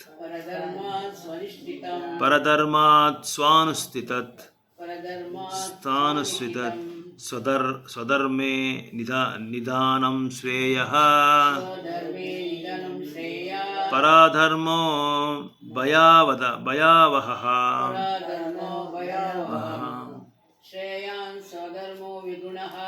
ಶ್ರೇಯಾನ್ ಸ್ವಧರ್ಮೋ ವಿಗುಣಃ ಪರಧರ್ಮಾತ್ ಸ್ವಾನುಷ್ಠಿತಾತ್ ಸ್ವಧರ್ಮೇ ನಿಧನಂ ಶ್ರೇಯಃ ಪರೋಧರ್ಮೋ ಭಯಾವಹಃ ಶ್ರೇಯಾನ್ ಬಹಳ ಉತ್ತಮವು ಸ್ವಧರ್ಮ ತನ್ನ ವಿದ್ಯುಕ್ತ ಕರ್ತವ್ಯಗಳನ್ನು ವಿಗುಣಃ ತಪ್ಪಾಗಿದ್ದರೂ ಪರಧರ್ಮಾತ್ ಇತರಿಗೆ ಹೇಳಿರುವ ಕರ್ತವ್ಯಗಳಿಂದ ಅನುಷ್ಠಿತಾತ್ ಪರಿಪೂರ್ಣವಾಗಿ ಆಚರಿಸಿದ ಸ್ವಧರ್ಮೆ ತನ್ನ ವಿದ್ಯುಕ್ತ ಕರ್ತವ್ಯಗಳನ್ನು ನಿಧನಂ ನಾಶವು ಶ್ರೇಯ ಉತ್ತಮವು ಪರಧರ್ಮ ಇತರರಿಗೆ ವಿದ್ಯುಕ್ತವಾದ ಕರ್ತವ್ಯಗಳು ಅಪಾಯಕರವಾದವು. ತನ್ನ ನೀತ ಕರ್ತವ್ಯಗಳನ್ನು ತಪ್ಪಾಗಿದ್ದರೂ ನಿರ್ವಹಿಸುವುದು ಧರ್ಮವನ್ನು ಪರಿಪೂರ್ಣವಾಗಿ ಮಾಡೋಕ್ಕಿಂತ ಉತ್ತಮವಾದುದು. ಧರ್ಮದಲ್ಲಿ ನಾಶವು ಮತ್ತೊಬ್ಬರ ಧರ್ಮವನ್ನು ಆಚರಿಸುವುದಕ್ಕಿಂತ ಉತ್ತಮ, ಏಕೆಂದರೆ ಧರ್ಮವು ಭಯಂಕರವಾದದ್ದು. ಇತರರಿಗೆ ಗೊತ್ತು ಮಾಡಿದ ಕರ್ತವ್ಯಗಳನ್ನು ಮಾಡುವುದಕ್ಕಿಂತ ಮನುಷ್ಯನು ತನ್ನ ನಿಯತ ಕರ್ತವ್ಯಗಳನ್ನು ಕೃಷ್ಣ ಪ್ರಜ್ಞೆಯಲ್ಲಿ ಮಾಡಬೇಕು. ಲೌಕಿಕ ಕರ್ತವ್ಯಗಳೆಂದೇ ನಿಸರ್ಗ ಗುಣಗಳ ಅಧೀನದಲ್ಲಿ ಮನುಷ್ಯನ ಮಾನಸಿಕ ಬೌದ್ಧಿಕ ಸ್ಥಿತಿಗನುಗುಣವಾಗಿ ನಿರ್ಧರಿಸಿ ಕರ್ತವ್ಯಗಳಾಗಿವೆ. ಆಧ್ಯಾತ್ಮಿಕ ಕರ್ತವ್ಯ ಕೃಷ್ಣನ ಆಧ್ಯಾತ್ಮಿಕ ಸೇವೆಗಾಗಿ ಗುರುಗಳು ಆಜ್ಞಾಪಿಸಿದವು. ಐಹಿಕ ಕರ್ತವ್ಯಗಳಲ್ಲಿ ಆಧ್ಯಾತ್ಮಿಕ ಕರ್ತವ್ಯಗಳಾದ ಮನುಷ್ಯನು ಇನ್ನೊಬ್ಬರಿಗೆ ವಿವಿಧ ಕರ್ತವ್ಯಗಳನ್ನು ಅನುಸರಿಸದೆ ತನಗೆ ವಿವಿಧ ಕರ್ತವ್ಯಗಳನ್ನು ಸಾಯುವವರೆಗೂ ಪಾಲಿಸಬೇಕು. ಆಧ್ಯಾತ್ಮಿಕ ವೇದಿಕೆಯ ಕರ್ತವ್ಯಗಳು ಮತ್ತು ಐಹಿಕ ವೇದಿಕೆಯ ಕರ್ತವ್ಯ ಭಿನ್ನವಾಗಿರಬಹುದು.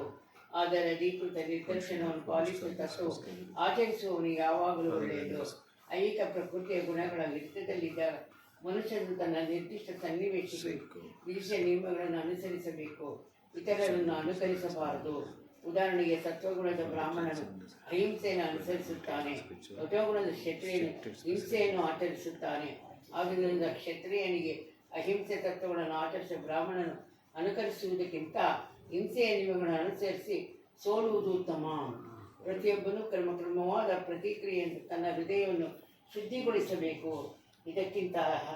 ಇದ್ದಕ್ಕಿದ್ದಂತೆ ಆದರೆ ಅದು ಐಹಿಕ ನಿಸರ್ಗದ ಗುಣಗಳನ್ನು ಮೀರಿ ಕೃಷ್ಣ ಸಂಪೂರ್ಣವಾಗಿ ನೆಲೆಯನ್ನು ಕಂಡುಕೊಂಡಾಗ ಮನುಷ್ಯನು ನಿಜವಾದ ಗುರುವಿನ ಮಾರ್ಗದರ್ಶನದಲ್ಲಿ ಏನಾದರೊಂದು ಎಲ್ಲವನ್ನೂ ಮಾಡಬಹುದು. ಕೃಷ್ಣ ಪರಿಪೂರ್ಣ ಸ್ಥಿತಿಯಲ್ಲಿ ಕ್ಷತ್ರಿಯನು ಬ್ರಾಹ್ಮಣನ ಕರ್ತವ್ಯವನ್ನು ಮಾಡಬಹುದು ಅಥವಾ ಬ್ರಾಹ್ಮಣನು ಕ್ಷತ್ರಿಯ ಧರ್ಮವನ್ನು ಪಾಲಿಸಬಹುದು. ಆಧ್ಯಾತ್ಮಿಕ ಸ್ಥಿತಿಯಲ್ಲಿ ಐಹಿಕ ಜಗತ್ತಿನ ವ್ಯತ್ಯಾಸಗಳು ಮುಖ್ಯವಾಗುತ್ತದೆ. ಉದಾಹರಣೆಗೆ ವಿಶ್ವಾಮಿತ್ರನು ಮೂಲತಃ ಕ್ಷತ್ರಿಯನು, ಆದರೆ ಅನಂತರ ಅವನು ಬ್ರಾಹ್ಮಣನಂತೆ ವರ್ತಿಸಿದನು. ಪರಶುರಾಮನು ಬ್ರಾಹ್ಮಣ, ಆದರೆ ಅನಂತರ ಅವನು ಕ್ಷತ್ರಿಯನಂತೆ ನಡೆದುಕೊಂಡ. ಆಧ್ಯಾತ್ಮಿಕ ನೆಲೆಯನ್ನು ಸಾಧಿಸಿದ ಅವನಿಗೆ ಹಾಗೆ ಮಾಡಲು ಸಾಧ್ಯವಾಯಿತು. ಆದರೆ ಐಹಿಕ ನೆಲೆಯಲ್ಲಿ ಇರುವಷ್ಟು ಕಾಲ ಮನುಷ್ಯನ ಐಹಿಕ ನಿಸರ್ಗದ ಗುಣಗಳಿಗೆ ಅನುಗುಣವಾಗಿ ತನ್ನ ಕರ್ತವ್ಯಗಳನ್ನು ಮಾಡಬೇಕು. ಜೊತೆಗೆ ಅವನಿಗೆ ಕೃಷ್ಣ ಪ್ರಜ್ಞೆ ಸಂಪೂರ್ಣ ಅರಿವಿರಬೇಕು. ಸೊ ಇಲ್ಲಿ ಏನು ಹೇಳ್ತಾ ಇದ್ದಾರೆ ಅಂದರೆ ಅವರವರ ಆಶ್ರಮದಲ್ಲಿ ಅವರವರ ವರ್ಣದಲ್ಲಿ ಏನೇನು ಕರ್ತವ್ಯಗಳಿದೆಯೋ ಆ ಕರ್ತವ್ಯಗಳು ಮಾತ್ರ ಮಾಡಬೇಕು ಅಂದರೆ ಅಂತ ಹೇಳ್ತಾ ಇದ್ದಾರೆ. ಬ್ರಾಹ್ಮಣ ಕರ್ತವ್ಯ ಮಾಡಬೇಕು, ಕ್ಷತ್ರಿಯ ಕರ್ತವ್ಯ ಮಾಡಬೇಕು, ವೈಶ್ಯ ಕರ್ತವ್ಯ ಮಾಡಬೇಕು, ಶೂದ್ರನ ಕೆಲಸ ಮಾಡಬೇಕು. ಶೂದ್ರ ಬಂದು ಬ್ರಾಹ್ಮಣನ ಕೆಲಸ ಮಾಡಬಾರ್ದು, ಶೂದ್ರ ಬಂದು ಕ್ಷತ್ರಿಯನ ಕೆಲಸ ಮಾಡಬಾರ್ದು, ಶೂದ್ರ ಬಂದು ವೈಶ್ಯನ ಥರ ಮಾಡಬಾರ್ದು. ಈಗ ಶೂದ್ರ ಬಂದು ಬ್ರಾಹ್ಮಣ ವೇದಗಳು ಹೇಳೋದು ಅವ್ನು ಹೇಳ್ತಾನೆ ಎಲ್ಲ ಅವ್ನಿಗೆ ಹೇಳಕ್ಕೆ ಬರಲ್ಲ. ಕ್ಷತ್ರಿಯನ ಅವನ ಒಂದು ರಾಜ್ಯದ ಸಿಂಹಾಸನದಲ್ಲಿ ಕೂರಿಸ್ಬಿಟ್ಟು ನೀನು ರಾಜ್ಯ ಪರಿಪಾಲನೆ ಮಾಡೋಂದ್ರೆ ಮಾಡಕ್ಕೆ ಬರಲ್ಲ, ವ್ಯಾಪಾರ ಮಾಡೋದೇ ಅವ್ನು ಮಾಡಕ್ಕೆ ಬರಲ್ಲ. ಅವ್ನು ಶೂದ್ರನಿಗೆ ಏನು ಗೊತ್ತು, ಕೆಲಸ ಮಾಡೋಕ್ಕೆ ಮಾತ್ರ ಬರುತ್ತೆ. ಏನೋ ಕೆಲಸ ಇದ್ರೆ ಇದು ಮಾಡು ಅದು ಮಾಡೋದು ಅದು ಮಾಡ್ತಾನೆ ಕೆಲಸ. ಅದೇ ಥರ ಬ್ರಾಹ್ಮಣ ಕ್ಷತ್ರಿಯನಾಗಕ್ಕಾಗಲ್ಲ, ಬ್ರಾಹ್ಮಣ ಬಂದು ಕ್ಷತ್ರಿಯನ ಕೆಲಸ ಮಾಡೋಕ್ಕಾಗಲ್ಲ. ಯಾಕಂದರೆ ಬ್ರಾಹ್ಮಣ ಬಂದು ವೇದಶಾಸ್ತ್ರಗಳನ್ನ ಓದ್ಬಿಟ್ಟು ಉಪದೇಶ ಮಾಡ್ತಾನೆ ಹೊತ್ತು ಆಮೇಲೆ ಸಮಾಜವನ್ನು ಒಂದು ಕರೆಕ್ಟ್ ಆದ ದಾರಿನಲ್ಲಿ ತೋರಿಸ್ತಾನೆ. ಈ ದಾರಿನಲ್ಲಿ ನೀವು ಹೋಗ್ಬೇಕು. ಕ್ಷತ್ರಿಯನಿಗೆ ಬೇಕಾದ್ರೆ ಉಪದೇಶ ಮಾಡ್ತಾನೆ. ಕ್ಷತ್ರಿಯನಿಗೆ ಹೆಂಗೆ ರಾಜ್ಯ ಪರಿಪಾಲನಾ ಮಾಡಬೇಕು, ವೇದ ಸಾರವಾಗಿ ಯಾವ ಥರ ಮಾಡಬೇಕು ಅಂತ ಅವನು ದಾರಿ ದೀಪ ತೋರಿಸ್ತಾನೆ ಹೊತ್ತು ಅವನು ಖಡ್ಗ ತಗೊಂಡು ಶಸ್ತ್ರ ಯುದ್ಧ ಮಾಡಲ್ಲ ಅವನು. ಅದೇ ಥರ ಕ್ಷತ್ರಿಯ ಬ್ರಾಹ್ಮಣ ಕೆಲಸನೂ ಮಾಡೋಕ್ಕಾಗಲ್ಲ. ಕ್ಷತ್ರಿಯ ಬಂದು ಪ್ರಜೆಗಳಿಗೆ ರಕ್ಷಣೆ ಕೊಡ್ತಾನೆ, ಶತ್ರುಗಳಿಂದ ಅವನು ರಕ್ಷಣೆ ಕೊಡ್ತಾನೆ ಪ್ರಜೆಗಳಿಗೆ. ಆಮೇಲೆ ರಾಜ್ಯನ ಪರಿಪಾಲನೆ ಮಾಡ್ತಾನೆ ಹೊತ್ತು ಅವನು ವೇದಗಳನ್ನ ಓದ್ಕೊಂಡು ಕೂತ್ಕೊಳ್ಳಲ್ಲ. ಅದೇ ವೈಶ್ಯ ಏನು ಮಾಡ್ತಾನೆ, ಗೋರಕ್ಷಣೆ ಮಾಡ್ತಾನೆ, ವ್ಯಾಪಾರ ಮಾಡ್ತಾನೆ, ವಾಣಿಜ್ಯ ಮಾಡ್ತಾನೆ. ಸೊ ಈ ಥರ ಅವರವರ ಕರ್ತವ್ಯಗಳನ್ನ ಮಾಡಬೇಕೇ ಹೊತ್ತು ಒಂದು ವೇಳೆ ತಪ್ಪಾಗಿದ್ರೂ ಪರವಾಗಿಲ್ಲ, ಅವ್ರು ಮಾಡೋ ವೃತ್ತಿನಲ್ಲಿ ತಪ್ಪಾಗಿದ್ರೂ ಪರವಾಗಿಲ್ಲ. ಆದರೆ ಅವ್ರ ಕೆಲಸ ಮಾತ್ರ, ಅವ್ರ ವೃತ್ತಿನ ಮಾತ್ರ ಮಾಡಬೇಕು ಹೊತ್ತು ಬೇರೆ ವೃತ್ತಿ ಅವ್ರು ಮಾಡಬಾರ್ದು ಅಂತ ಇದರಲ್ಲಿ ಹೇಳ್ತಾ ಇದ್ದಾರೆ. ಅದಕ್ಕೆ ಉದಾಹರಣೆ ಕೊಟ್ಟಿದ್ದಾರೆ. ಪರಶುರಾಮನು ಬಂದು ಕ್ಷತ್ರಿಯನಾಗಿ ಬಂದ, ವಿಶ್ವಾಮಿತ್ರ ಬಂದು ಕ್ಷತ್ರಿಯನಾಗಿದ್ದ, ಆದರೆ ಏನಾದ ಆಮೇಲೆ ಬ್ರಾಹ್ಮಣ ಆಗ್ಬಿಟ್ಟ. ಸೊ ಅದೇ ಥರ ಪರಶುರಾಮ ಬಂದು ಬ್ರಾಹ್ಮಣ ಆಗಿದ್ದ, ಬಟ್ ಆಮೇಲೆ ಕ್ಷತ್ರಿಯನಾಗ್ಬಿಟ್ಟ. ಅದೇ ಆಮೇಲೆ ಅದು ವಿಶ್ವಾಮಿತ್ರ ಯಾಕಾದೆ ಅಂದ್ರೆ ಅವನಿಗೆ ಒಂದು ಆಸೆ ಇತ್ತು. ವಿಶ್ವಾಮಿತ್ರ ರಾಜನಾಗಿದ್ದ, ಬಟ್ ಗೌತಮ ವಸಿಷ್ಠ ಮುನಿಯಿಂದ ಒಂದು ಇದು ಹಸು ಇತ್ತು, ಕಾಮಧೇನು ಅಂತ. ಆ ಕಾಮಧೇನುನ ನೋಡ್ಬಿಟ್ಟು, ಯಾಕಂದ್ರೆ ಕಾಮಧೇನು ಏನ್ ಬೇಕಾದ್ರೂ ಕೊಟ್ಬಿಡುತ್ತೆ, ನಾವೇನ್ ಕೇಳಿದ್ರು ಕೊಟ್ಬಿಡುತ್ತೆ. ಇವ್ರು 60,000 ಜನ ಹೋಗ್ತಾರೆ ಇವ್ರು ಇದಕ್ಕೆ ಆಶ್ರಮಕ್ಕೆ, ಎಲ್ರಿಗೂ ಪ್ರಸಾದಕ್ಕೆ 10 ನಿಮಿಷ ರೆಡಿ ಮಾಡ್ಬಿಡುತ್ತೆ ಅದು ಕಾಮಧೇನು ಅಂತ ಒಂದು ಹಸುನ ಇವನು ಇಟ್ಕೊಂಡಿರ್ತಾರೆ ವಸಿಷ್ಠ ಮುನಿ.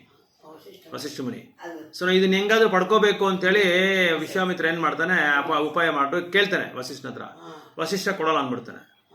ಕೊಡಲ್ಲ ಅಂತ ಹೇಳಿದಕ್ಕೆ ಏನ್ ಮಾಡ್ತಾನೆ, ಅವ್ರ ಹತ್ರ ಇದು ಯುದ್ಧ ಮಾಡ್ತಾನೆ. ಯುದ್ಧ ಮಾಡುವಾಗ ಕಾಮಧೇನು ಹತ್ರ ವರ ಪಡ್ಕೊಂಡು ವಸಿಷ್ಠ ಏನು ಮಾಡ್ತಾನೆ, ಇನ್ನ ಇವ್ರನ್ನ ಜನನ ಜಾಸ್ತಿ ಮಾಡಿಕೊಂಡು ಇವ್ರನ್ನ ಯುದ್ಧದಲ್ಲಿ ಸೋಲಿಸ್ಬಿಡ್ತಾನೆ ವಿಶ್ವಾಮಿತ್ರನ ಹೊರಟೋಗಿ ನಾನು ಬ್ರಹ್ಮರ್ಷಿ ಆಗಬೇಕು, ನಾನು ದೊಡ್ಡ ತಪಸ್ವಿ ಆಗಬೇಕು ಅಂತೇಳಿ ತಪಸ್ ಮಾಡ್ತಾನೆ. ತಪಸ್ ಮಾಡ್ತಾ ಮಾಡ್ತಾ ಮಾಡ್ತಾ ಏನಾಗುತ್ತೆ, ಅವನು ಘೋರವಾದ ತಪಸ್ ಮಾಡುವಾಗ ರಂಬೆನೋ ಯಾರೋ ಬಂದು ಊರ್ವಶಿ ಮೊದಲು ಬಂದು ಗಜ್ಜೆಗಳ ಸೌಂಡ್, ಆ ಗಜ್ಜೆಗೆ ಶಬ್ದಕ್ಕೆ ಆಕರ್ಷಣೆ ಆಗಿ ಅವನ ತಪಸ್ಸು ಭಂಗ ಆಗ್ಬಿಡುತ್ತೆ. ನೆಕ್ಸ್ಟ್ ಮೇನಕಾನ್ ಕಳಿಸ್ತಾರೆ. ಮೇನಕಾನ್ ಕಳಿಸಿ ಇವಾಗ ತುಂಬಾ ಇದು ತೀವ್ರವಾಗಿ ತಪಸ್ಸೆ ಮಾಡ್ತಾನೆ. ಯಾವ ಒಂದು ಹೆಂಗ್ಸ್ ಬಂದಾಗ ನಾನು ನೋಡಲ್ಲ, ಧ್ಯಾನ ಮಾಡಲ್ಲ, ನಾನು ತಪಸ್ಯದಲ್ಲಿ ಇರ್ತೀನಿ ಅಂತ ಹೇಳ್ಬಿಟ್ಟು ಏನ್ ಮಾಡ್ತಾನೆ, ಆ ಮೇನಕ ಏನ್ ಮಾಡ್ತಾರೆ, ಇನ್ನೂ ಬೇರೆ ಬೇರೆ ಇದೆಲ್ಲ ನೋಡಿಸಿ ಅವ್ನಿಗೆ ಆಕರ್ಷಣೆ ಮಾಡಕ್ ನೋಡುವಾಗ ಅವನಿಗೆ ಕೋಪ ಬಂದ್ಬಿಡುತ್ತೆ. ಮೊದಲನೇ ಸಾರಿ ಆಕರ್ಷಣೆ ಆಗ್ಬಿಡ್ತಾನೆ ಗಜ್ಜೆಗಳ ಶಬ್ದಕ್ಕೆ. ಎರಡನೇ ಸಲ ಏನ್ ಮಾಡ್ತಾನೆ, ನನ್ನ ನೀನು ಆಕರ್ಷಣೆ ಮಾಡಕ್ ನೋಡ್ತೀಯ ಅಂತೇಳಿ ಕೋಪ ಬಂದ್ಬಿಟ್ಟು ಇದು ಮಾಡಕ್ ಹೋಗ್ತಾನೆ. ಆವಾಗ ಏನಾಗುತ್ತೆ, ತಪಸ್ಸೆ ಮತ್ತೆ ಭಂಗ ಆಗ್ಬಿಡುತ್ತೆ. ಅದಾದ್ಮೇಲೆ ಮತ್ತೆ ತಪಸ್ಸೆ ಮಾಡ್ಕೊಂಡು ಅವನು ಬ್ರಾಹ್ಮಣ ಆಗೋದಕ್ಕೆ ದಾರಿ ನೋಡ್ಕೊಂತಾನೆ. ಇಡೀ ಸನ್ಯಾಸಿಗಳಿಗಿಂತ ಇವನೇ ಹೆಚ್ಚಿಗೆ ಇಲ್ಲ, ಆ ಥರ ಏನಿಲ್ಲ, ಎಲ್ಲ ತುಂಬಾ ಜನ ಇದ್ದಾರೆ ಆ ಥರ. ವಿಶ್ವಾಮಿತ್ರನಿಗಿಂತ ದೊಡ್ಡ ದೊಡ್ಡ ಋಷಿಗಳೆಲ್ಲ ಅವರೇ, ಸಪ್ತ ಋಷಿಗಳೆಲ್ಲ. ಯಾರೋ ವಿಶ್ವಾಮಿತ್ರನು ಇಲ್ಲ, ಹಂಗಂತ ಹೇಳಕ್ಕಾಗಲ್ಲ. ವಿಶ್ವಾಮಿತ್ರನು ಒಂದು ಕ್ಷತ್ರಿಯನಾಗಿದ್ದಿ ಆಮೇಲೆ ಬ್ರಾಹ್ಮಣ ಆಗಿರೋದು. ಅದೇ ತರ ಪರಶುರಾಮನು ಭಗವಂತನ ಅಂಶ, ವಿಷ್ಣು ಅಂಶ. ಅವ್ರು ಬಂದಿದ್ದು ಬ್ರಾಹ್ಮಣಾಗಿ ಬಂದ್ರು. ಆಮೇಲೆ ಈ ಕ್ಷತ್ರಿಯಗಳೆಲ್ಲ ಮಾಡೋದು ನೋಡ್ಬಿಟ್ಟು ಅವ್ನೇನ್ ಮಾಡಿದ್ರು, ಕ್ಷತ್ರಿಯಗಳನ್ನೆಲ್ಲ ಅವ್ರು ಕ್ಷತ್ರಿಯನಾಗಿ ಇದಾಗ್ಬಿಟ್ರು, ಚೇಂಜ್ ಆಗಿ ಅಕ್ರಮವಾಗಿ ಅಧರ್ಮಗಳನ್ನ ಆಚರಣೆ ಮಾಡೋ ಕ್ಷತ್ರಿಯಗಳನ್ನೆಲ್ಲ ಅವರು ವಧ ಮಾಡ್ಬಿಟ್ರು. ಆ ಥರ ಆಗ್ಬೋದು. ಯಾಕಂದ್ರೆ ಬ್ರಾಹ್ಮಣ ಕ್ಷತ್ರಿಯ ಆ ಒಂದು ಇದು ಪಡ್ಕೋಬೇಕು, ಅರ್ಹತೆ ಪಡ್ಕೊಂಡು ನಾವು ಮಾಡ್ಕೋಬಹುದು. ಅದೇ ಯಾವುದೇ ಒಂದು ವರ್ಣದಲ್ಲಿ ಆಶ್ರಮದಲ್ಲಿ ಇದ್ರೆ ಕೂಡ ಕೃಷ್ಣ ಭಕ್ತಿ ಮಾಡೋದಕ್ಕೆ ಪ್ರಯತ್ನ ಪಡಬೇಕೆ ಹೊರತು ಬೇರೆ ನಿಯಮ ಇದಕ್ಕೆ ಹೋಗ್ಬಾರ್ದು ಅಂತ ಹೇಳ್ತಾರೆ. ಅದೇ ಇಲ್ಲಿ ಹೇಳ್ತಾರೆ, as long as one is in the material platform, he must perform his duties according to the modes of material nature. At the same time he must have a full sense of Krishna consciousness. ಯಾವುದೇ ವಿಧದಲ್ಲಿ ನೀವು ನಿಮ್ಮ ಜ್ಞಾನ, ನಿಮ್ಮ ಒಂದು ಪ್ರಜ್ಞೆ ಬಂದು ಭಗವಂತನ ಇದರಲ್ಲೇ ಇರಬೇಕು, ಭಗವಂತನ ಪ್ರಜ್ಞೆನಲ್ಲೇ ಇರಬೇಕು ಅಂತ ಹೇಳ್ತಾ ಇದ್ದಾರೆ.